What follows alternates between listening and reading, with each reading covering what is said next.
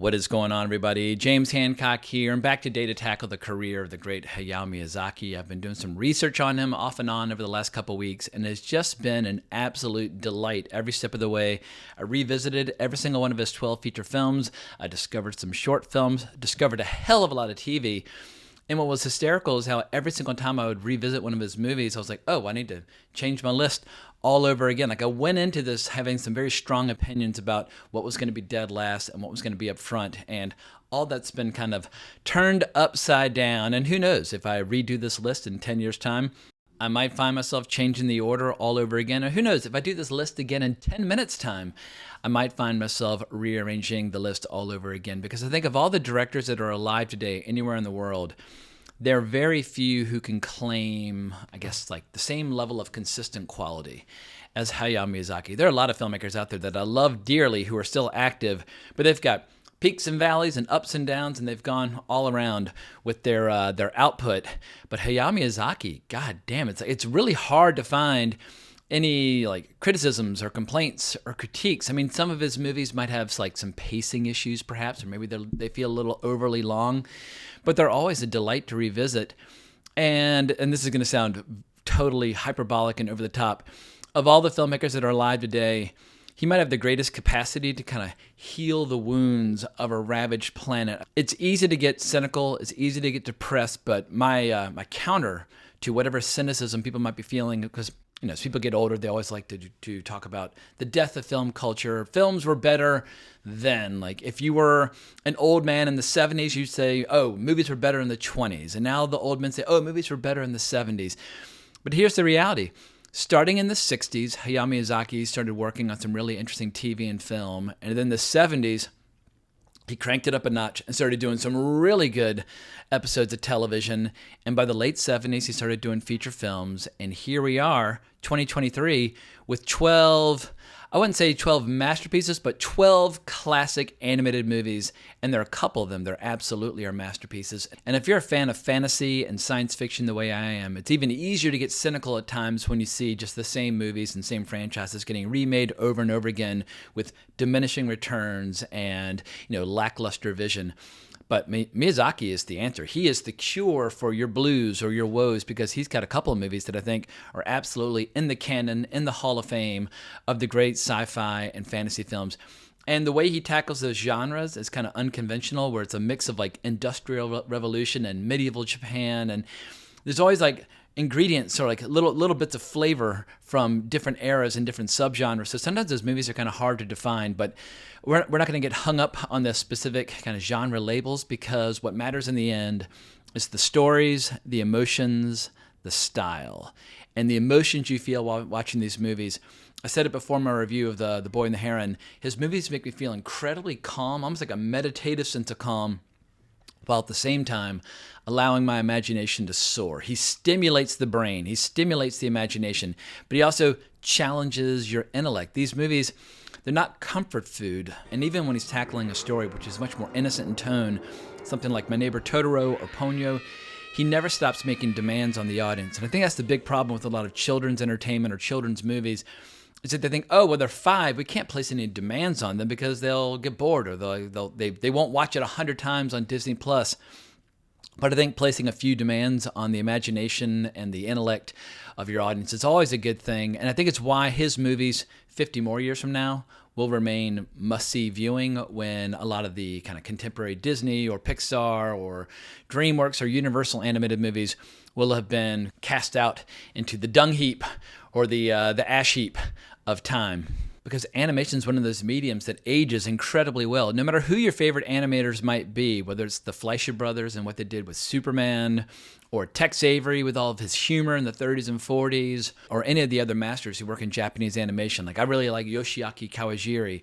But animation ages incredibly well. Even the earliest pioneer building block days from like prehistoric times in the early 1900s, where you see people experimenting with animation, they're still a delight to behold. When movies, what makes them interesting is when the technique gets kind of, not discarded, but when the technique fades away and all you're focused on is the magic, like the experience that you're having. And of course, if you're a more kind of analytical observer, you can still break down what's going on in terms of film technique. But animation as a way of allowing you to ignore the technique and just focus on the colors and the style and the emotions. And one of my big complaints about animation in America right now is there's an over-reliance upon making things photorealistic. And for me, animation should be fluid. I like fluidity in animation. I feel like animation, you really have no limits placed on your imagination except those that you impose on yourself. And when I see people talking about things like the quote-unquote live-action Lion King, which came out a couple years ago, I'm like, what do you mean live action? Like, those animals can't sing and talk. That is animation. It's photorealistic animation, but people love to slap strange labels on movies that don't really apply. But the idea of pursuing photorealism makes absolutely no sense. I guess if you're playing like a really cool video game with like awesome cinematics, their photorealism can be cool. But it's like, once you get like really photorealistic, just shoot it in live action. It's probably easier and cheaper and more fun to do it that way. But yeah, Hayao Miyazaki, he is not remotely concerned with photorealism in his movies. So let's start digging into some of the kind of recurring themes or tropes in his movies, and then we'll start ripping off the Band-Aid of some of my favorite movies. So let's start with the obvious. It's impossible to discuss the career of Hayao Miyazaki without also discussing the career of Isao Takahata, if I'm saying his first name correctly. Takahata, I'll just call him Takahata. But Takahata got his career started a little earlier than Miyazaki, but as I was doing my research and my homework for Miyazaki, I realized, oh shit, should I just do a video about the two of them? But they were so closely intertwined for the earlier part of their careers, and then they slowly but surely started working less and less together and going their own separate directions. But they did found Studio Ghibli together, and Takahata, his first major feature film, the Great Adventures of Horace, Prince of the Sun, or sometimes just called Horace, Prince of the Sun, which he directed in 1968. That was his directorial debut, but Miyazaki, he's got a couple different titles. He's credited with scene design, he's credited with animation, but I watched the movie the first time at the urging of the great Tony Stella, and he was right on the money, because if you watch that movie, you can see so many characters and kind of storytelling tropes or just stylistic tropes that will be replayed, or kind of there'll be variations on a theme seen in this movie many, many times moving forward. If you like his show like Future Boy Conan, well, you can absolutely see the influence of Horace, Prince of the Sun on that. Or if you really love Castle in the Sky, there's a little girl in here with a stone around her neck. We're like, wait a second, that's the exact same girl from Castle in the Sky. But it's a lot of fun identifying these details and seeing them pop up again over and over again over 50 or 60 years. I think it was Federico Fellini who once said, every great filmmaker just keeps making the same movie over and over again. Sometimes it's a good thing, sometimes it's a bad thing. I think with Miyazaki, there's clear evolution in his work. If you look at his movies in the late 70s, early 80s, and then compare them to something like The Wind Rises, it's like we're not even in the same conversation anymore. I think The Wind Rises represents, a mature artist at the top of his game, kind of saying, like telling the world, I'm going to take my place alongside the great masters of Japanese cinema. Whether you like Yasuhiro Ozu or Kenji Mitsuguchi or Akira Kurosawa or whomever, like any of the great masters from like the 40s, 50s, and 60s that kind of created like the foundation of Japanese cinema as the rest of the world understands it. Hayao Miyazaki with The Wind Rises took his place right alongside all of them. But I'm getting sidetracked, and I apologize in advance. That's going to happen a lot on this video, where I'm going to be talking about one thing and I'm going to zigzag like a lightning bolt off somewhere else. But I was trying to discuss the relationship between Miyazaki and Takahata. And Takahata, he's got a lot of really good movies to his name, but I must confess I'm less familiar with his work than I am with Miyazaki. But who knows? Maybe that'll be the next big Japanese animation video that I do down the road, because obviously a movie like Grave of the Fireflies places Takahata in the Hall of Fame of great animators as well. But in the 70s, these two guys worked together quite a bit. And you can see them planting the seeds for so much of their later work. And case in point would be a show like Lupin the Third Part 1. It only ran for 23 episodes back in 1971 and 1972 before it was canceled and then kind of rediscovered through reruns, and then it came back. And they did not create the character of Lupin the Third. That manga series was created by Monkey Punch. And I have to admit that for so many years, I was so confused about who Lupin the Third actually was. Due to copyright issues, you couldn't release the Lupin the Third shows or movies in America with that name. And so I'd see things like Castle of Cagliostro. I was like, well, I recognize that character. I keep seeing him with all these other names. Sometimes they'd call him Wolf, and sometimes they would call him Lupin. In any case, I was very late to the party on Lupin the Third, any of the shows and or movies. But the Green Jacket era, this first season, holy crap, it is so good and has such a crazy energy and has so many great double crosses and heists and incredible music, and it's so goddamn funny.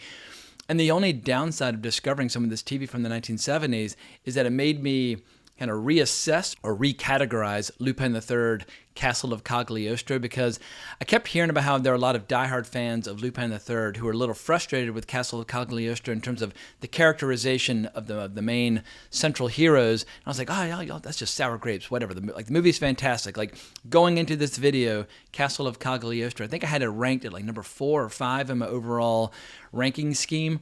But after watching some of the shows from part 1 and part 2 of Lupin III, Castle of Cagliostro has slipped back, because I feel like the tone, the style, the essence of Lupin III is really captured perfectly in the green jacket era as well as the red jacket era. But I do need to start diving into the pink jacket era as well. But if you're looking for recommendations, episode 19 of Lupin III Part 1 is incredible. The season finale is absolutely glorious.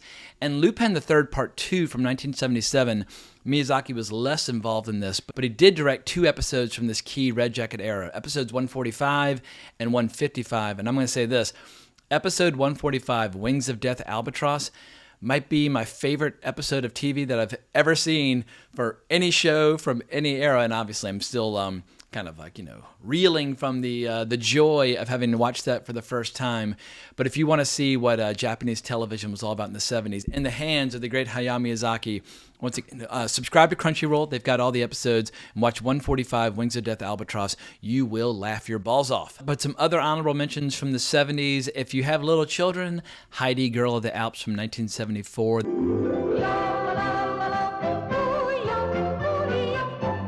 That was more of a Takahata project, but Miyazaki did work on it, doing scene design, layout, and screenplay. He was also just a key animator on a lot of films and a lot of shows that he did not direct. There was a show called Yuki's Son from 1972 where they shot a pilot, and there's a teaser available online, but that show ended up not getting picked up. But Future Boy Conan from 1978 absolutely needs to be seen to be believed, and you can rent the episodes on YouTube in both Japanese as well as English. But the distribution company G-Kids, which has made a lot of Miyazaki's films available on Max in both Japanese and English, they refer to Future Boy Conan as his directorial debut. It's, I guess if you want to call it his directorial debut, great, but it's kind of hard to know, like, what is the official first TV show or movie that he directed all by his lonesome, but it's fully restored. But if you want to laugh your ass off, watch episode 3 where Conan meets Jimsy. They face off and they just compete for like half the episodes before they finally realize they're not going to fight each other to the death. They're going to become best friends and share a cigarette. But I just, I said this in my review of Boy and the Heron, I'll say it again here. Miyazaki is one of the only filmmakers that can make you feel 5 years old again without having to abandon your reason or your knowledge or your wisdom that you've accumulated or accrued as an adult, because he always puts little ingredients in there which make the stories feel timeless and universal as opposed to infantile and juvenile. And that's one of the great flaws of a lot of American animation. They think, oh, it's for kids, let's make it dumb. And I feel like Miyazaki recognizes, no, let's allow the mind and the spirit to soar all at once, all while keeping the audience gloriously entertained. So it's the perfect entertainment for all ages. And there's some other stuff out there that he was involved with, like Sherlock Hound from 1984. It's dogs doing Sherlock Holmes. It's absolutely delightful.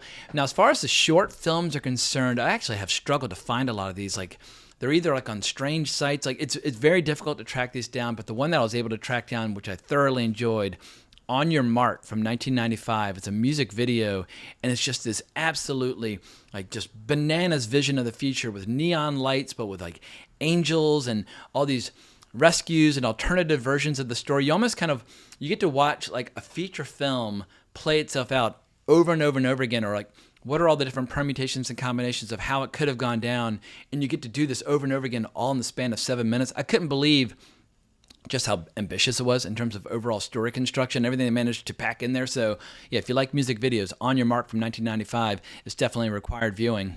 And because Studio Ghibli was not set up just to kind of service the designs and ambitions of Hayao Miyazaki, he does have some credits on some other feature films by Studio Ghibli as a writer and as an animator. And some of these examples include Whisper of the Heart from 1995. Arrietty's another example, which was released as The Secret World of Arrietty in North America. And we also have From Up on Poppy Hill, And I like watching these movies, but I have to admit I much prefer to watch Hayao Miyazaki's films where he is the director in charge. And speaking of him being the director in charge, I found a sad stat as I was doing my research for this video. Like, the rate at which he's able to create animation is definitely slowing. He's in his 80s now.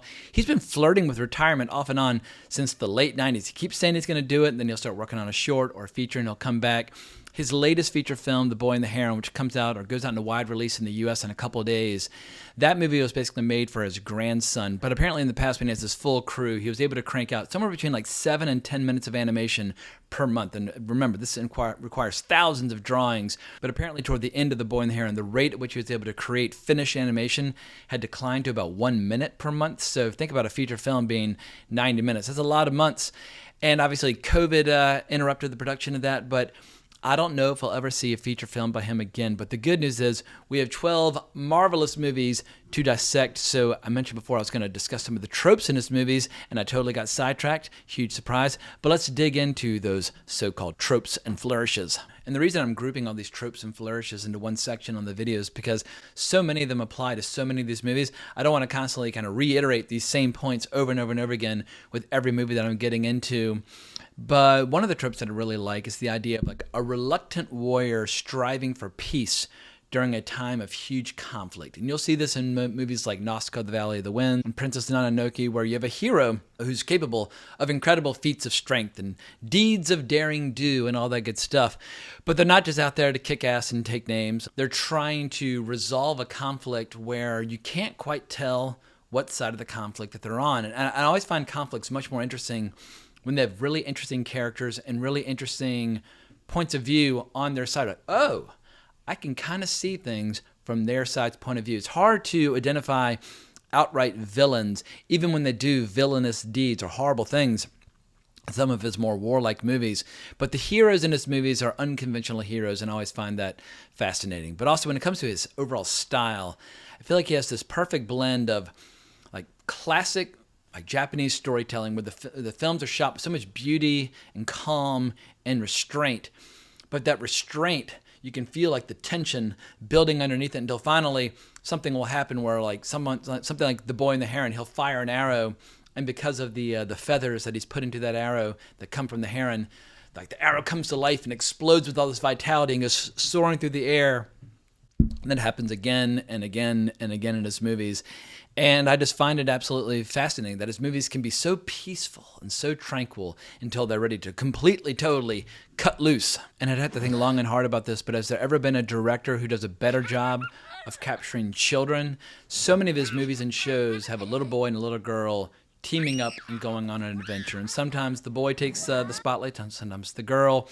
But it happens over and over again, like Castle in the Sky or Spirited Away or even Mononoke. They're a little older, but they are definitely still a boy and a girl. Or watch the title sequence to Future Boy Conan when you have the two of them singing on that sailboat. And even his latest movie, The Boy and the Heron, eventually kind of surrenders over to that impulse of having a little boy and a little girl as the focus of the movie. But unlike so many of his American peers, he knows how to write children where they actually sound like children. Like so many American animators make their childlike characters just little monsters where you just like you can't even listen to them without, you just want to turn the movie off. There's a reason why movies like Kiki's Delivery Service are beloved decades later by little children, because he knows how to capture the essence of a child while not making the movie feel childish. But one of his most obvious recurring tropes, ever since he first set pencil to paper, is a love of and a fascination with flying. I don't know if any filmmaker ever has done more to capture just like the joys of flying and just the euphoria of flying. And he's given us so many different versions of flying. Like you have flying fortresses and Nausicaä and Castle in the Sky, or you've got giant planes. That episode of Lupin, the Third Part 2 I mentioned earlier from the episode 145 features a giant plane at the center of the story. But we have characters on gliders. We have characters on broomsticks. We have every kind of helicopter or plane or flying individual you can possibly think of. And The Wind Rises is probably his best movie about flying, but even in Howl's Moving Castle, you see him flying off and doing battle in his bird form, having those epic battles up in the sky. But good God, no director's ever done a better job of capturing the exhilaration of soaring through the air. And there's so many other little things, like when characters get mad, and this maybe it's more of a Japanese trope as opposed to just a Miyazaki trope, but he seems to do it better than anyone. But anytime someone gets mad or they're kind of huffing and puffing or just like having a little temper tantrum, their hair will grow and expand, and I just find it to be hilarious every single time. And it's such a simple little thing, just and the hair. I wish my hair could expand. Can't. Those days are over. But it's just a great little detail. Or the way he depicts food. I can't tell you how many times I had to order noodles while watching all the movies for this video. I see somebody like in Howl's Moving Castle, making bacon and eggs. Like, oh my God, I need bacon and eggs right now. And characters just stuff their faces. I mean, just whether it's jam and bread or whatever the case might be. But when you see a big like frying pan or bowl filled with meat and noodles and eggs and that sort of thing, I just I get a lust for food. And he also has an ability to imbue everything that he creates with a feeling of life and vitality, whether it's the engine of a plane and all the little doohickeys kind of like snapping in and out and popping. He makes technology feel alive. And obviously when it comes to the natural world, has anybody ever done a better job of capturing waves in motion and the wind, or having waves in motion turning into giant fish like in Ponyo? He really is at his strongest when he's trying to explore the tension between the natural world and the industrial world, or the mechanical world, or the world of technology. And he seems to have a love and fascination for both. And he never goes all in on either. Even with a movie like Castle in the Sky during the title sequence, where it looks like the Industrial Revolution on steroids, with the entire sky filled with all these flying fortresses. But then he'll make a elegiac movie like Ponyo, where it's like you just can feel like at any moment the natural world could completely wipe out this little kind of thin thing on the surface of the world called humanity and civilization. There's nature just feels so awe-inspiringly powerful. And it's just a simple little children's movie, and yet it's some of the most beautiful animation that he's ever created. But Nausicaä and Mononoke, those two movies do such a good job of showing that tension between the natural world and the technological world, and questioning your assumptions about what might be the kind of the final goals of those different factions and that sort of thing. It's just absolutely riveting. And so I said it before and I'll say it again. If there's a filmmaker who's ever lived who could kind of heal the wounds of a dying world, I feel like Hayao Miyazaki is that filmmaker. Or looking at it from a slightly more jaded perspective, another one of my favorite directors, Howard Hawks, famously said, "A good director is one who does not annoy you." And by that metric, Hayao Miyazaki is one of the greatest directors who's ever lived, because he never annoys me. Most of Hollywood directors from any era annoy the shit out of me, but Hayao Miyazaki, he never manages to do so. I don't think there's a single scene or beat in any of his movies I'm like, oh, like, God, like, why'd you have to include that shot or that character or that plot device?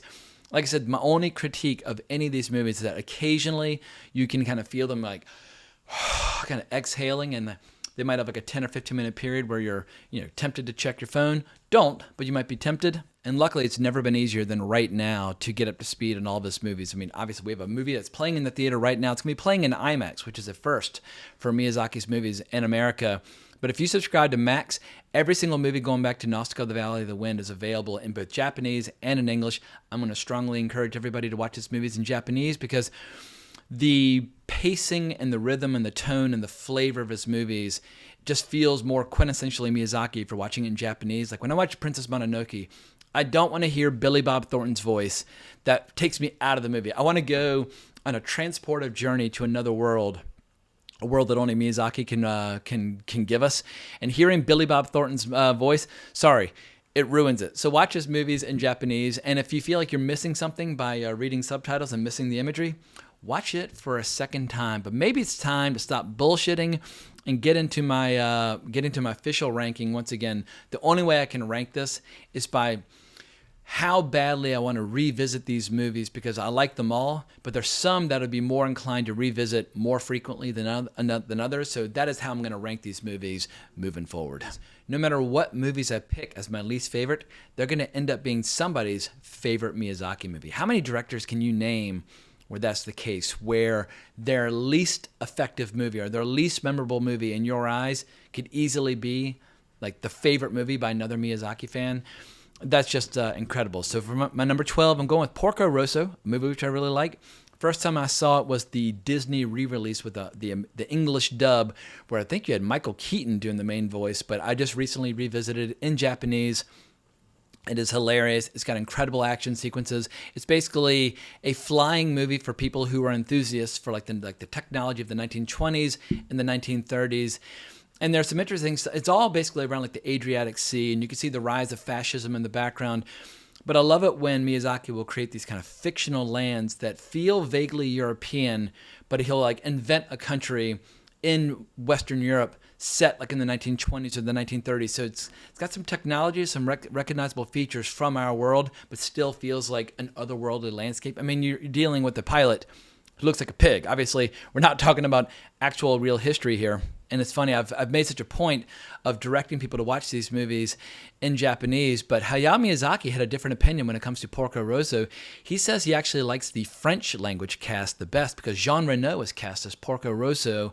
And so if you speak French, watch Porco Rosso in French. But it's a weird movie. It originally was planned as an in-flight movie for Japan Airlines, but eventually Hayao Miyazaki decided to expand it into a feature-length production. Miyazaki's one big criticism of this film is that he says it's kind of a foolish movie because he was trying to make an adult movie with children as the target audience, and it didn't quite work. But I think the action sequences alone make this movie absolutely required viewing, but it is my least favorite, or the Miyazaki film that I'm least inclined to revisit before all the others. But let's move into my number 11, My Neighbor Totoro from 1988, a movie which I absolutely love and adore. Now, every animation studio needs an icon or a mascot to kind of be the symbol, and My Neighbor Totoro gave those creatures to Studio Ghibli. Every single movie or trailer starts with the little monsters from this movie, and they're some of the most delightful monsters ever. Obviously, Disney has Mickey Mouse, and DreamWorks has Shrek, and Bill Plimpton has his dog character that he keeps using over and over again. But My Neighbor Totoro, it's just absolutely charming and delightful, and just watching these two little girls just screaming with like laughter and courage as they explore. Like basically, they've moved into this area or they're left to their own devices quite a bit because their mother's been hospitalized, which is loosely based on Miyazaki's own life because his mother did suffer from spinal tuberculosis for 9 years and spent much of her time hospitalized. But Miyazaki decided to change the characters into two little girls. And as they meet these monsters and become friends with them, I mean, you would just spend the entire movie smiling and laughing and just feeling great. But there are a couple sequences that I want to call attention to. I mean, watching the little girl sitting on Totoro's stomach and just like screaming and laughing as he's trying to stay asleep, that's great. But there's a dream sequence here, which is one of the best things that Miyazaki ever did, where they're dreaming about these little monsters hopping around the garden. The girls go out there and they're kind of, through their own will, forcing these little plants to come out. And then suddenly this music kicks in. It's some of the most kick-ass music you'll hear in any of these movies. And those little plants just turn into this giant tree growing out of the ground. And it's so cool watching the three little, I don't even know what these creatures are called, the three little monsters and the two little girls just pushing up and up as the music swells. You want to talk about a scene which kind of captures the awe and majesty of the power of Mother Nature. That scene, it gets me every single time. But you also have like that really disturbing cat bus, and you have that incredible flying sequence where the monsters are all kind of roaring and growling. It's one of the most iconic shots in all of Miyazaki's movies. And if somebody wanted to criticize My Neighbor Totoro for being a little bit too innocent or kind of too kid-friendly, I get it, but Miyazaki he's one of the only filmmakers who can make kid-friendly movies that don't make me want to just like vomit into my shirt. I mean, most movies geared towards a very young sensibility. I want nothing to do with them. When it comes to Japanese animation, I tend to lean toward, the really gruesome stuff, whether that's like on a violent or sexual level. I want the most disturbing, outrageous Japanese entertainment ever made. And I think it's a testament to the power of Miyazaki's skill as a filmmaker, where he makes me abandon what I'm naturally drawn to. Like I mentioned before, Kawajiri. His movies like Wicked City and Ninja Scroll, I'm like, yeah, like this is my sweet spot. More of this, please. But he's on the opposite end of the spectrum from the style and tone of Miyazaki. But Miyazaki's skill and talent are so undeniable that he takes me out of my comfort zone into more innocent terrain. And speaking of which, let's talk about Ponyo from 2008. Now, I get very sentimental about Ponyo because when the Japanese trailer first came out, my little sister was 6 years old, and we must have watched the Japanese trailer 1,000 times. I mean, it's probably the most delightful 90 seconds of storytelling ever created by the human race. But the little sea monsters that Ponyo comes from, when they're all kind of bundled up, they look just like my little sister did at that time, and she would imitate them and make me howl. But we sang the song. We just kept playing it over and over and over again.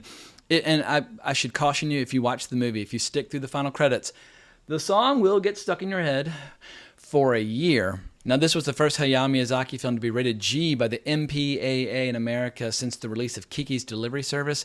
And yeah, there are not a lot of filmmakers who will, entice me into watching rated G entertainment, but Ponyo was one of those movies. And it's funny, kids didn't really like the movie all that much when Hayao Miyazaki first started exposing it to kids during test screenings, but I can only speak from the point of view of a a bitter old jaded 47-year-old man.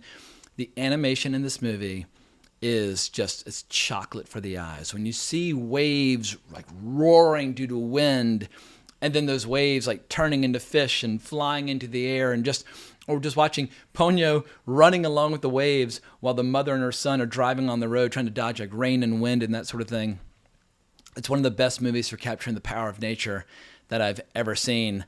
And apparently the design of the ocean waves was inspired by the waves in the famous woodblock print, The Wave Off Kanagawa, by Japanese artist Hakusai. And that's obviously a very famous painting, but goddamn, Miyazaki took his inspiration from that painting and ran with it and created 170,000 separate images for this movie, the most that have ever appeared, or the most that had ever appeared in a Miyazaki film up to this time. And it also got a giant release in America. It was released in 927 theaters. Contrast that to Spirited Away, which only was released in 26 theaters, Howl's Moving Castle, 36, and Princess Mononoke, 38. And apparently Miyazaki wanted to do a sequel to the movie, but his producer, Toshio Suzuki, recommended that he do The Wind Rises instead. And I feel like that's an example where a producer was absolutely right on the money. He probably recognized Miyazaki's at a point in his career where he's ready to deliver one of his finest films. So I'm glad he switched into more kind of grounded terrain for his next feature. But let's talk about a movie which I won't say it's like I like it less than I did going into this. I just don't rank it as highly. Lupin III, The Castle of Cagliostro from 1979. A movie which I really love, and this might be my first kind of controversial decision, but I used to rank it like number 4, number 5, and it slipped because the show is just more manic and more crazy and a little more aggressive. Like there's a mature kind of sexual energy to the show that is absent from the movie. But the movie is still absolutely fucking delightful. It has some of the best physical comedy of any of his movies. There's a point where Lupin III's on a rooftop and he's doing something with like ball and twine. He's basically trying to measure something, but it starts to roll away from him, so he's chasing after it. And suddenly he realizes he has to do total commitment if he's not going to die then and there. So he has to spring and then leap off another tower and spring, and then he clings to another tower, and it just makes me roll out of my chair every single time. Or at one point he's trying to sneak into this castle in the scuba gear, and he gets stuck in this little waterfall, and he's breaststroking, and he's trying to breaststroke up a waterfall as it's, he keeps kind of slipping down even though he's swimming more and more aggressively. For whatever reason, it just makes me laugh so goddamn hard. But even if the characters have a slightly different personality or characterization here than they do in the show, or just feels a little different, and even if the movie kind of it exhales and kind of sags around the 2/3 mark. Like the first half is incredible and the ending is incredible, but it does have a little dead air there in the middle. But it still is one of the most entertaining kind of action adventure movies of the late 70s, and it gets a very high recommendation from me. But let's talk about my number 8, his most recent feature film, The Boy and the Heron. And I don't want to reiterate everything that I posted in my review just a couple days ago, but I do have some information from behind the scenes that I found to be interesting, where he started working on this movie in 2016 before he even had the official green light for it. But by December 2019, the film was only 15% complete after 3.5 years of work. So it just shows you how much slower he animates his features these days, and obviously COVID really interrupted that. But as Miyazaki announced, this movie is his parting gift to his grandson. And it's interesting seeing how sometimes children will prompt him to dive into a movie. Apparently Spirited Away, he got the inspiration for that when he was hanging out with some friends, and they had this kind of petulant, pouty daughter who was making him laugh. And he's like, well, why not I take this girl and put her at the heart of like a great fantasy adventure movie? But I'm thrilled that The Boy and the Heron, due to it being released on IMAX here in America, it might encourage a whole new generation of fans to discover his work. Because I feel like anime and manga are incredibly popular in America right now. But oftentimes with anime and manga, you have a lot of teenagers that are getting like totally obsessed, and they're obsessed with whatever is new. Like when I first got into anime and manga in the 80s and early 90s, we were just getting this tidal wave after tidal wave of all this incredible stuff. It was a very easy time to become a fan. But it's hard sometimes to convince people to look backwards and to check out a giant filmography of one of the great masters. But I feel like for every person out there right now who's falling in love with Japanese animation, hopefully they will see The Boy and the Heron in the theater and realize that there is a great master out there right now who's at the end of his career, and it's time to get up to speed and appreciate this legendary director for who he is. And Guillermo del Toro had some very nice things to say about him recently, where he described Miyazaki as the Mozart of our time, and how this film, he's not trying to impress you with technique, but you're basically seeing a master making a very simple statement with like a bold stroke of the brush. But I don't think we should call the Miyazaki like the Mozart of our time or the anything of our time. He is the Miyazaki of our time. He's one of the greatest filmmakers who's ever lived. And so I feel like at that point, like you don't say, oh, well, Orson Welles is the blank blank, or he's like, whatever comparison you want to make, whether it's literary or cinematic or theater or whatever.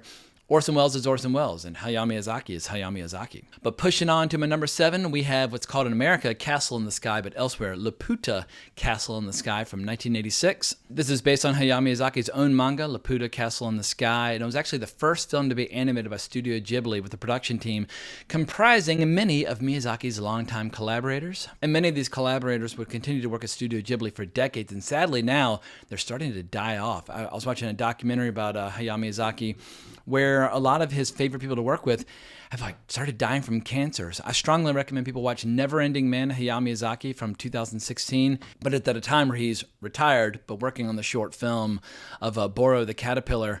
But you see just how he thought he would die before a lot of his favorite filmmakers to work with would push on. But it makes it hard to staff up unless you're going to teach people these skills from scratch.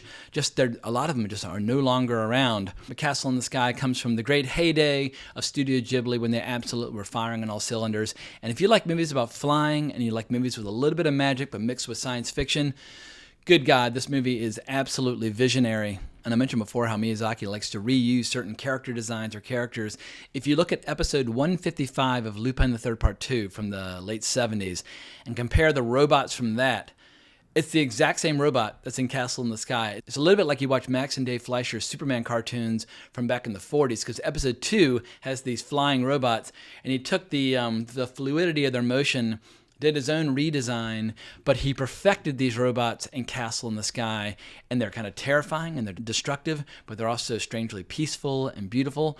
But what I love about this is how it's one of those science fiction films where it kind of blurs the lines between magic and technology. Like, at what point is technology so advanced that it basically takes on the properties of magic, but myth is also an interesting mix of like myth and legend combined with science fiction. And I think it's just an absolutely visionary sci-fi epic. It's just not quite as good as Nausicaä, The Valley of the Wind, but like so many of his best movies, even if it is an innocent adventure story filled with childlike wonder, the violence is for real. I mean, toward the end, when you see like soldiers quite literally just being dumped out of the sky, it's like, yeah, they're not landing on like pillows and cotton down below. Like, people are dying. Or seeing villains opening fire on children, like getting like bullets like nicking their cheeks and that sort of thing. It's incredible just how much violence gets inflicted upon its central characters, especially in Nausicaä, where Disney would never put their heroines through the ordeals that Miyazaki puts his characters through. And he recognizes if you're going to do a great heroic, tale of high adventure, the hero has to suffer. The hero has to take damage. The hero has to have setbacks. And all of his heroes always have to overcome extraordinary obstacles and challenges before they finally save the day, if they even save the day at all. And even as a bitter, cynical, withered up, dying, crusty old man, when I revisited this movie a couple days ago, when I got to the ending, I felt the same way I did like when I saw The Last Unicorn in the theater when I was 6 years old. The ending is just colossal, and I was left in stunned silence, just like when I saw my first animated movies in the theater 40 years ago. So yeah, we're getting into the really juicy, satisfying Miyazaki flicks. And along those lines, let's talk about my number 6. We're in the top half, or the better half of his filmography, or at least the better half as I deem it in this precise moment. You ask me in 10 minutes, I might change my mind, but I'm going with Howl's Moving Castle from 2004.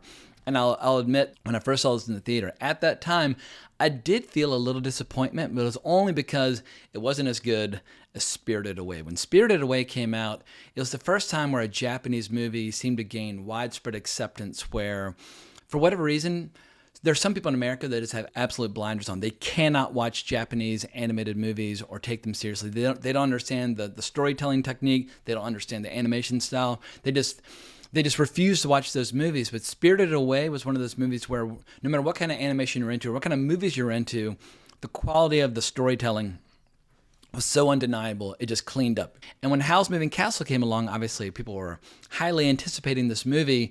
It just is not as good as Spirited Away, but that does not mean it is not a fascinating movie.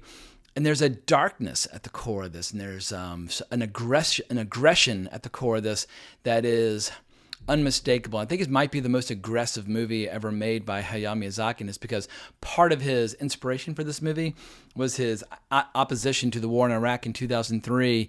And while he doesn't spell it out or bang you over the head or kind of say, this is a movie about Iraq and America, blah, blah, blah, but there's an anti-war kind of sentiment or streak underneath it. And you very rarely even see the war that he is opposing. You just see the aftermath, like when Howl returns from battle and he's absolutely exhausted and he's having trouble like returning to something resembling human form. You can tell that Miyazaki is working out some conflicted feelings, but at the same time, the movie is probably one of the most kind, benevolent depictions of the aging process that you've ever seen, because you have a central character who's cursed to be a little old lady, and she doesn't know this, but as she falls in love with Hal, she starts kind of aging in reverse and returning to normal. But watching her wrestling with the indignities of the aging process as a result of being cursed by this strangely alluring and sexy kind of overweight witch, but that witch, there are very few outright villains in the world of Miyazaki, so even the witch who curses her, you find a way to kind of view her as a sympathetic character as the story goes on. But what I love most about this movie is just the design of the castle and the creatures who live there, like the little flame creature who was voiced by Billy Crystal in the American release, but thankfully you can watch it in Japanese now. But all the strange and unusual characters living in this moving castle, which is traveling between worlds and dimensions, it has this incredible little family dynamic, even while there's war and spellcraft and violence exploding all around them and all these horrifying bat creatures. And luckily it did manage to find an audience. Even if I felt a little ambivalent about it when it first came out, it went on to gross 190 million in Japan and 236 million worldwide, making it one of the most commercially successful Japanese films in history. All right, before I go into my top 5, I need to acknowledge that I just took a very lengthy phone call. So I don't know if the lighting has changed or if my voice sounds different, but as the sun kind of goes through the sky, the lighting in this room will change. So if anything looks a little different, that is why. But let's go into my number 5, Kiki's Delivery Service from 1989. And if you followed my YouTube channel for any stretch of time, you'd be like, wait a second, Kiki is in your top 5? Because Kiki is very innocent and it's geared towards little girls.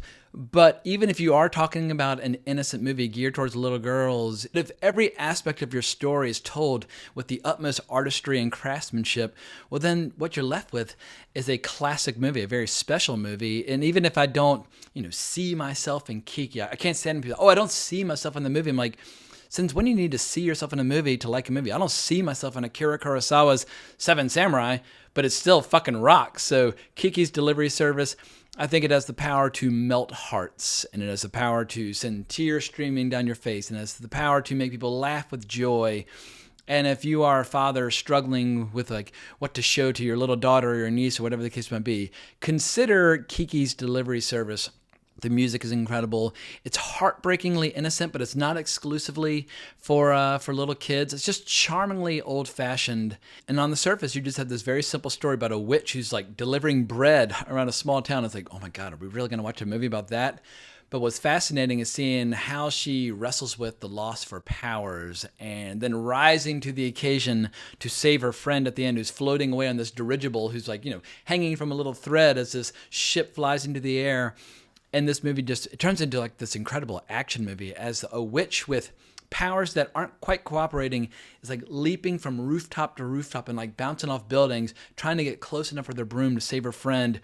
It ends in such strong fashion because a lot of the movie is just all about just kind of hanging out and baking bread and going to stores. I mean, it's very concerned with kind of the mundane reality of her life. But late at night when all the executives at Disney are wondering why their studio's not doing as well as it once did, they should all sit down and watch Kiki's Delivery Service. Like, oh, this is how you do old-fashioned classic storytelling with universal themes that can appeal to just about anybody.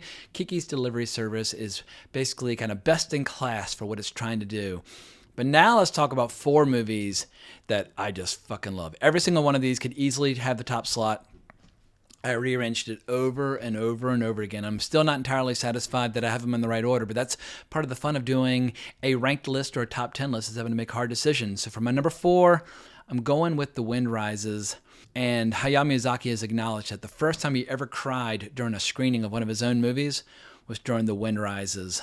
And what's interesting is how this movie, even though it's not autobiographical, it might be the most personal an intensely emotional story that Miyazaki has ever created, but the fictional character is made from a mix of Tatsuo Hori, the author of the short story of the same name, as well as Jiro Horikoshi, the designer of the Zero Fighter aircraft.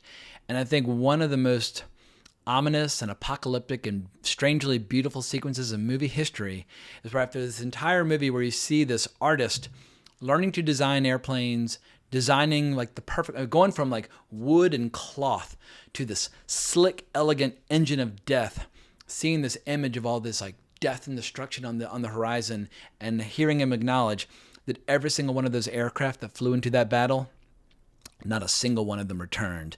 And as an American looking at a movie about World War II, obviously we're going to look at it in a different light because we were their opponents in that, in that war.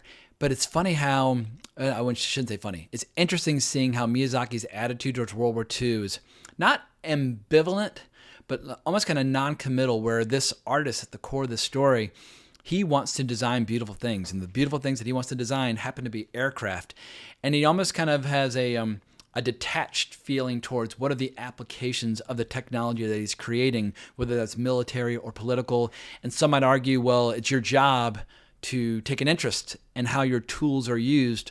But the way they describe this in the movie, and one of the many incredible dream sequences, is he's talking to one of his idols, and they're talking about the death and destruction that was involved in the creation of the pyramids. Like, do you want to live in a world where the Egyptians created the pyramids, or do you want to live in a world where they did not? Because the amount of horror and atrocity involved in the creation of the pyramids was truly thunderous. And so I think these are all ideas that need to be wrestled with and discussed, and kind of, you need to think about these things if you are going to talk about attempting great things in a creative endeavor. And I feel like in so many ways, this movie is the masterwork of Miyazaki's career. Maybe it's not quite as entertaining as some of the movies that we're about to get to, but I don't think he's ever made a better movie than this. And even though it's a more grounded movie concerned with World War II, the dream sequences in this movie are some of the best like fantasy adventure sequences that Miyazaki's ever cooked up. Like, it opens up with a little boy dreaming about this airplane that couldn't possibly exist in terms of like the way the technology works, but it's a great example of that kind of living technology that Miyazaki knows how to do. And then he flies off into battle against this Zeppelin that has all these like pulsating living bombs float or hanging beneath it, with all these mysterious creatures and monsters that jump down and destroy his plane. It is so fucking cool. Like, just that first dream sequence, like, that's like one of the best short films I've ever seen. But so much about this movie reminds me of the day-to-day of Studio Ghibli. If you watch some of the documentaries out there, the way they work, where you have a combination of unbridled creativity and imagination combined with the pursuit of perfection. And Miyazaki has so many great lines about like the nature of creativity and the nature of filmmaking. And he thinks that self-satisfied people are boring. He can't stand people that are like, all right, I've gotten as good as I need to get, and let's just let it go, or I'm happy with the way I am. He thinks you have to push hard and you have to surpass yourself. And it's why a lot of the animators who work for him just get run into the ground and they get aged prematurely.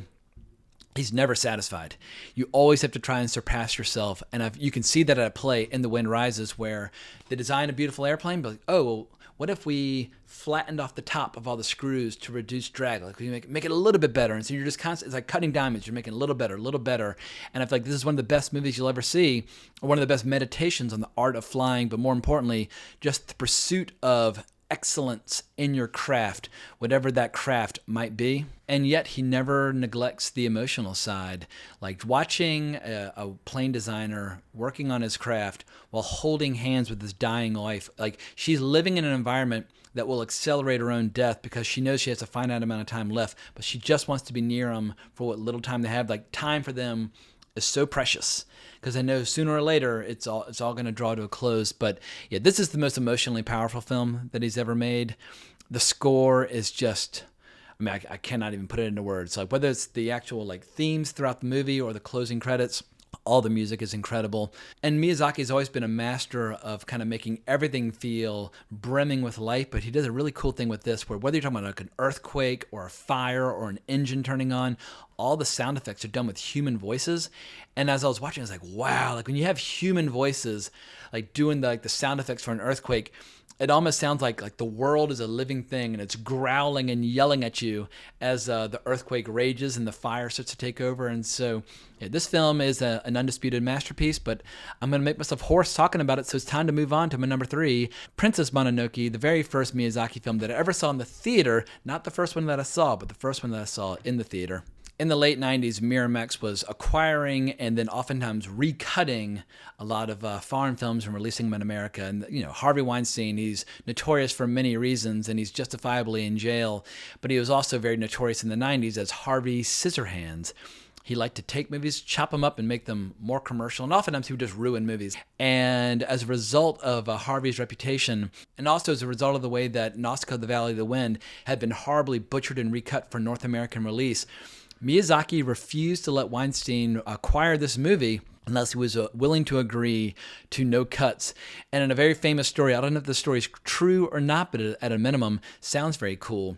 After his initial meeting, Miyazaki was so angry about the idea of possibly recutting his film, Princess Mononoke, that he stormed out of the meeting, and then he sent a katana to Weinstein's office a few days later with no cuts embedded into the blade. And it's like, first and foremost, that's one of the coolest kind of tactics I've ever heard in movie history, where you send a fucking sword to the producer and say no cuts. But thankfully the movie was released the way Miyazaki wanted it to be. And when asked about that encounter in an interview later on, Miyazaki simply smiled and said, "I defeated him."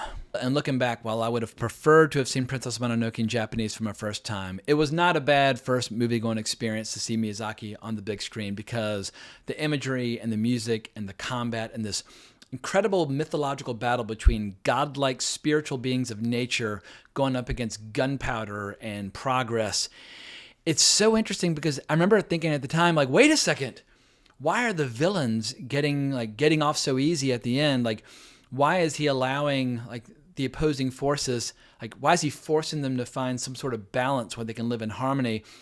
How come Princess Mononoke isn't taking her enemies and chopping their heads off and putting them on spears? I just couldn't believe that Princess Mononoke didn't get to kill all of her enemies and walk away with a nice big fat happy ending. But that would be way too obvious. Miyazaki wants you to wrestle with these conflicting concerns of the natural world versus the technological world. And goddamn, every time I watch the movie, I'm just blown away all over again by how much humanity and how many kind of interesting contradictions there are in the villain, where on one level, she's chopping down trees and killing the gods of the forest. But on the other hand, she's doing things like employing lepers in her factories that are building ammunition and guns and that sort of thing. And these are people who would have been cast out and just left to die by anybody else. And so that's something that is often missing or elusive for American filmmakers, the idea of creating compelling villains where you can see the struggle through their eyes. Remember, every villain is the hero of their own story, and I think this is one of the classic complex villains, just as good and just as complex, if not more so, as the villain in Nausicaä, the Valley of the Wind. And this is yet another example where you have a reluctant warrior who's just trying to preserve life and whose loyalty in this conflict is kind of strange and hard to pin down, where you basically have a medieval warrior who's almost like a character out of the video game Elden Ring, working with the bow and arrow, who's caught between mythological wolves and boars and people with muskets and rifles. It's so goddamn cool. And seeing the way that he gains powers, but the powers come with an incredible burden. Like when he's fighting a demon early on, or a demon who's become a demon due to an iron ball inside of their ribcage has turned a god of the forest into this horrible creature. And when the demon touches him and infects him, it gives him great strength and it gives him great ability to kill, but it's going to slowly eat him up and kill him. And when you see him drawing an arrow and pulling it, and all those tentacles coming out of his arm and imbuing the arrow with additional power, even though it doesn't even make any sense, if he shoots somebody, it'll knock their heads off or knock their arms off. And watching him in combat is so goddamn cool. It's cool watching Mononoke in combat as well. And Mononoke, the way she's when she does that assault on the fortress all by herself and kicks all kinds of ass. These are some of the best action scenes, maybe the best action scenes that Hayao Miyazaki has ever cooked up. And it has the hand of the artist. He personally corrected or redrew more than 80,000 of the film's 144,000 animation cells. That's insane. And at the time of its production, it was the most expensive animated movie ever made in Japan. It was made for approximately $23.5 million. And it's hilarious hearing about how in America, how $200 million movies, flopping and losing all their money. Here we have Princess Mononoke being made for 23.5, and it is like this absolute animated masterpiece that leaves so many more expensive movies completely in its dust. I might have seen this more than any other Miyazaki movie. I don't quite know, but it's a strong contender. Maybe the best fantasy adventure movie that I've ever seen in animation. There's some other contenders on that front, but it's a strong contender.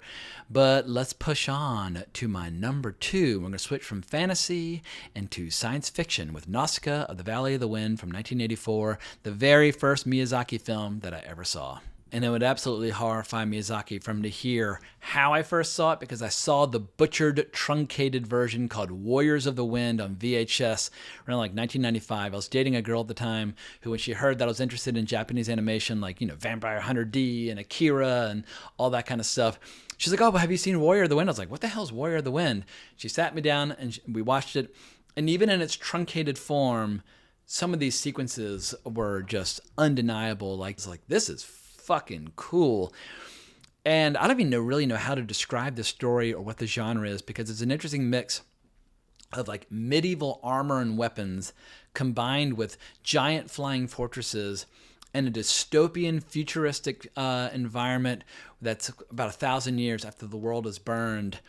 And we slowly but surely learn like what are the rules of like what are the kind of the details of this incredibly fleshed out futuristic setting. It's probably one of the most compelling lived in sci-fi settings I've ever seen, where just the title sequence alone has so many interesting so much like ambiguity and mystery about how did the world burn? Like, who are these giant warriors who are 100 feet tall that are marching in formation and just burning the world to the ground? Like, what the hell is going on here?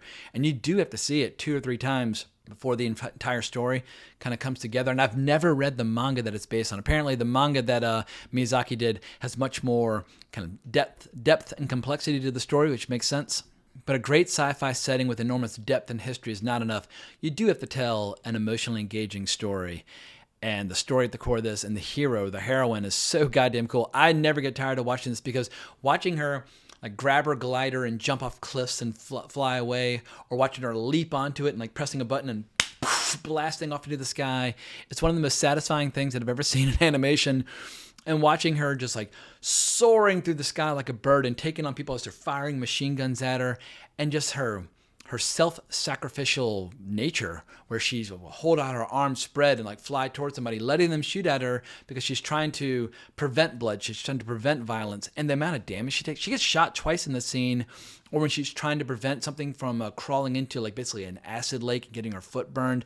Just, she goes through hell in order to try to prevent additional bloodshed. And the struggle here is so fascinating, because you have this plague sea, or the sea of decay that is spreading like a blight across the planet, with all these horrible mutated insects and all these misshapen trees. But what people don't understand is that this blight, as it's spreading, at the core of it, the sea of decay is actually purifying the water that humans poisoned long ago in whatever conflict ended the world 1,000 years back. And so people are misinterpreting this sea of monstrosities and strange mutations, not understanding that the world is trying to heal in its own unique way. And I love how the villains are like, you know what? Fuck all that. We're going to resurrect one of these giants that's been asleep for 1,000 years and kind of incubating, and we're going to turn them loose on our enemies. And of course, they do it a little prematurely. And one of the most disturbing moments in all of Japanese animation is watching this giant warrior being hatched too early and kind of ripping and breaking apart. He's like all like goo, and he's trying to fight the ohms as it's like this endless sea of giant insects is charging in. He's able to get off one big blast, then he kind of falls apart, gets off one more feeble blast. But it's some of the most apocalyptic kick-ass shit that I've ever seen in science fiction. As a fully realized science fiction world with like its own problems and its own flavor and its own setting, this movie has very few equals, because so many science fiction movies feel like, oh, well, you're inspired from this, you're inspired from this, you're taking and lifting. And obviously Japanese animators, they get inspired by old stories as well. But this is a story of heartbreaking originality and emotion and adventure, and I just fucking love it. Oh, also a little bit of animation trivia: the animator who designed the big ass giant who is fallen to pieces, Hideaki Anno, who would make a name for himself at Gainax Studio and doing things like Neon Genesis Evangelion, and I have to admit I'm pretty much a blank slate on the Evangelion world, if I'm even saying that correctly, but I'm looking forward to doing the deep dive on anything and everything related to Evangelion in the years to come. Oh, and also there's a funny bit of confusion over this movie in the early years. There's a lack of color fidelity in specific versions of the movie, especially like those early VHS cassettes of Warrior of the Wind, where everybody thought that Nausicaä was flying around in just a mini skirt and nothing else because she's wearing pants that are slightly different, that are a slightly different color from her skin. But if the animation isn't like, fully restored and like gleaming, the pants look like the same color as her skin. So everybody thought she was basically flying around naked, like giving people like upskirt shots, and it's totally ridiculous. Miyazaki's films are not sexual at all. Like if it's not even a complaint, because I feel like his movies don't even need that ingredient to make them interesting.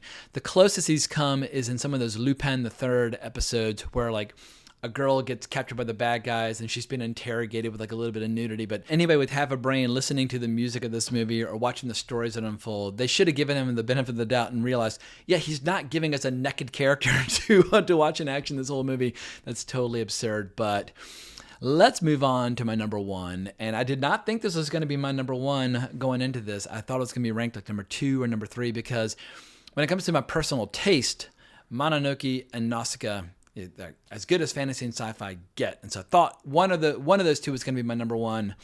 But after rewatching Spirited Away for the 3rd or 4th time, it's undeniable. It's the number one, and I don't think that's ever going to change. No matter how many times I might revisit his movies moving forward, I think Spirited Away is going to remain my number one. It is one of the most immersive and one of the most convincing fantasy worlds that has ever been created on the screen. And I'm a lifelong fantasy junkie in video games, fiction, movies, TV, paintings. If you have a fantasy story you want to tell, I'm your customer, at least if it's good. But it's very, very rare where you find a movie that's as just effortlessly delightful as well as astonishingly original as Spirited Away. Because if somebody were to tell me, like, how does one tell a great fantasy adventure story? I'd say, oh, well, you're going to need castles, and you're going to need big dragons, you're going to need war, and you're going to need like an end to civilization. You're going to need all these things, all the things that you would think of like Lord of the Rings, like what makes the Lord of the Rings great. But Spirited Away takes place in a bathhouse. Like, of all the answers I might give to what makes a great fantasy story great, the top 1,000 reasons that I would give, it wouldn't be, oh, well, if you said it in a bathhouse, you're off to the races. But here we are, Spirited Away. And what I find so thrilling about this movie is that you have this scared little girl who's just watched her parents turn into pigs. One of them gets, like, beaten across the face for being too much of a pig. I mean, it's traumatizing, especially if you're a small child watching this. And then watching how she slowly but surely starts to understand, how does one survive in this strange and terrifying world? And then how does one thrive in this terrifying world? It's a little bit like when you're learning a martial arts. They always say, like, if you're learning Brazilian Jiu-Jitsu for the first time, first you learn to survive, then you learn to defend, then you learn to attack. Well, same thing here. She learns to survive. She gets a job working in the bathhouse. Then she learns to defend. She starts actually accomplishing incredible things, like when she heals a dragon by identifying a bicycle that's sticking out of his side, pulling it out, and then it's like the world's greatest enema in animation history. It's all like these cinder blocks and like filth and just destruction come out of them, and that's based on an event from Miyazaki's life when he was helping clean up a creek, and he found a full-blown bicycle rotting and kind of poisoning the creek, and he yanked it out, and he got the inspiration. And I don't think I've emphasized this enough. So much of Miyazaki's animation comes from life or human experience or what he's observing. On Howl's Moving Castle, he had a big complaint that a lot of his animators didn't know how to draw fire. And he's like, spend the day watching fire. Don't look at fire in animated movies, and don't try to copy that. Same thing here with this polluted dragon. It's based on an experience from his own life. But what makes this world unique is how lived in it feels. It's a great little beat where early on, when the little girl's looking for basically a way to kind of stay in this world and not get turned into an animal and eaten or whatever, and she's looking for a job. But at one point, she's walking by a window. It opens up, and this kind of frog-looking guy just leans up to the window, lights a smoke, and he's just taking a break from whatever job he has in the bathhouse. And it's just a tiny little detail, and yet it somehow makes you fill in your own imagination. Like all these characters have lives and they all work hard and like they might need to take smoke breaks or food breaks, but it just makes these characters feel so real. And that's one of the most challenging things to do in the world of fantasy, is to make the world feel compelling, where you're not constantly looking at it under glass, but instead completely suspending any sense of disbelief and just getting absorbed by the emotions of the story. A story about a 10-year-old girl who's trying to save her best friend, who turns out to be maybe the coolest dragon in all of animation history. The dragon was inspired by a pretty famous piece of art where you see this Japanese dragon ascending toward the heavens with Mount Fuji in the background, and the prints by Ogata Gecko. I'm going to share it here because the art is just so goddamn beautiful. And it just shows how Miyazaki takes his inspiration from so many stories. He takes his inspiration from cleaning up rivers in Japan or looking at great old paintings. I also should mention how his writing process is absolutely fascinating, because he doesn't write screenplays in a traditional way. He writes by developing storyboards. And here's a little anecdote about the making of Spirited Away, where he said, "I don't have the story finished and ready when we start work on a film," he told Midnight Eye. "I usually don't have the time. So the story develops when I start drawing storyboards. The production starts soon while the storyboards are still developing. He doesn't know where the plot is going. He lets it happen organically. It's not me who makes the film. The film makes itself, and I have no choice but to follow." I think that's absolutely riveting, because so many filmmakers or so many writers that think, oh, my first draft is perfect, nobody can touch it, I know the story that needs to be told and the lines of dialogue. And I like how Miyazaki organically is finding the story as he goes and letting it develop. He writes with pictures, and I feel like that would be an interesting experiment for a lot of other filmmakers to participate in. Storyboard your movie before you write any dialogue and see where it takes you. But in closing, my final recommendation is that I really want people to watch one of the final scenes in Neverending Man, Hayao Miyazaki. The documentary is available on Max, and it's a fascinating documentary from start to finish. But toward the end, he's invited into a meeting with some folks that are working on AI. And I think his response to what he sees on the screen is going to be one of the best ways to look at AI moving forward, where you have this crew that's working on like a new form of zombie that could possibly be used like in a video game. And it's a zombie where the neck, like the brain, is no longer communicating with the body, and so all the limbs are just kind of doing what they want. And Miyazaki is watching it, and when the demonstration ends, you can tell the filmmakers are expecting like, or how amazing, or how interesting, or what are your plans moving forward? And Miyazaki proceeds just to rip them a new asshole, and it starts off kind of mild. He says, I have a friend who is handicapped. He has a foot which sticks off in the wrong direction, makes it very hard for him to walk. But every time I see him, we give each other a high five, even though doing a high five threatens to throw him off balance. And there's so much humanity in those exchanges. And he says, none of the humanity in my crippled friend is on display in this AI. And he's like, well, I think what you're doing is an abomination, like developing technology that will try and paint like people or make movies like people. It's just like he cannot believe they're even like investing time or energy into this. But I think it's a strangely prescient and eerily prophetic moment where he can see the debate that's coming that we're experiencing right now. And I think it's a debate that we're going to continue to wrestle with in the years to come. And no matter what topic he's exploring in his movies or in his interviews, there are very few filmmakers where they give you so many things to think about without telling you what to think. And I think he's the heavyweight champion on the front, and just creating these interesting, soul-searching meditations on different topics, while at the same time thrilling and delighting you in ways that you've never been thrilled and delighted before. I think his work stands alone, and there's a reason why his movies keep becoming like the most popular movies ever released in Japan. Like Princess Mononoke and Spirited Away, two of the most successful movies ever released in Japan, justifiably so.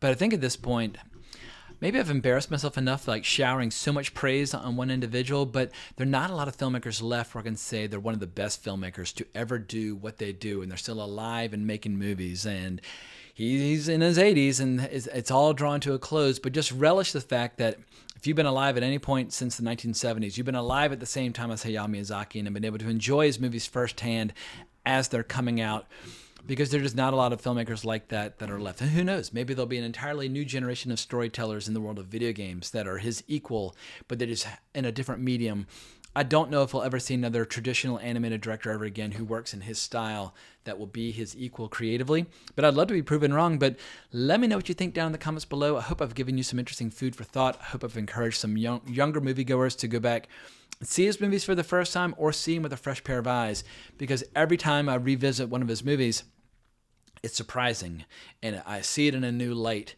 And I think his movies are endlessly rewatchable. So you tell me, what are the best movies by Hayao Miyazaki? Give me a comment down below. But also, please consider liking the video, subscribing to the channel, hitting that notification bell. I'm starting to trip over my words. I'm suddenly hitting the wall and realizing I've been talking for a while at this point. I'm getting tired. So this video is officially over. Thank you so much for watching. I greatly appreciate it. But more importantly, as always, onwards and upwards.